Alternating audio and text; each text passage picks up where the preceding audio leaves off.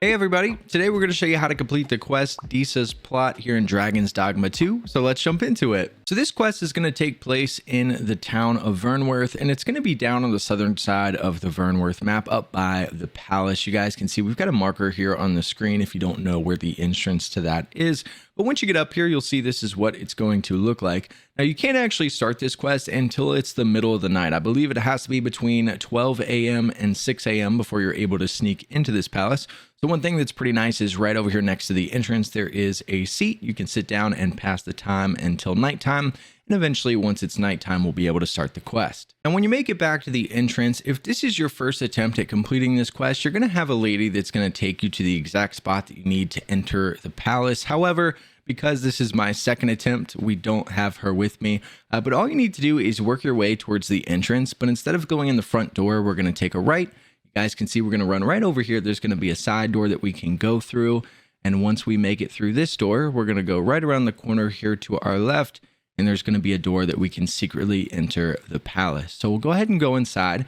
The first thing you need to do as soon as you go through this door is there's going to be a chest right here by the table. You can see it's already open in my gameplay, but when you open this chest, you're going to get an armor set that's really, really important. You guys can see what it looks like here. We're going to have the Marcher's helm. We're going to have the Marcher's armor, and you're also going to get the Marcher's pant legs. So we want to put all three of those on, and the reason we're doing so is so that we can be disguised. We're dressing up like one of the knights that's guarding the palace so that we're unrecognizable. Now, once you go through the door, you're going to take a right, go all the way down this hallway. We're going to go up the stairs. Again, no one's going to bat an eye because we're wearing the disguise. And once we get to the top of the stairs, we're going to continue to go straight right here through this archway. And when we're in the room with the big red carpet, we're going to take a left. Now, once you take that left, we're going to go into the first door that's right here on our right. You'll have a little yellow marker on your map to show you. But all we're going to do is run over to the desk and we're going to pick up the torn letter. Now, once you pick up that torn letter, that's going to cue a little cutscene with a guy named Sven, who is actually the son of the woman that we're trying to expose. We're going to have a little bit of dialogue with this guy. And after a couple seconds of dialogue, we're going to have some soldiers outside that are talking about finding Sven, and they're going to come looking for us. So we need to escape this palace as quickly as we can. Now, after the dialogue, it's going to do a little camera shot over to the window, signifying that we need to jump out the window to escape.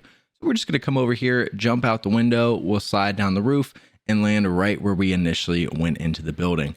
Now, once you're down here, all we need to do for the remainder of the quest is to report back to Captain Brandt. Now, Captain Brandt is going to be found over at the Star Drop Inn. You can see the location here. It's still the middle of the night. He's going to be hanging out right inside at the bar. You can see we'll go through the double doors here, and you'll see him standing right around the corner at the bar.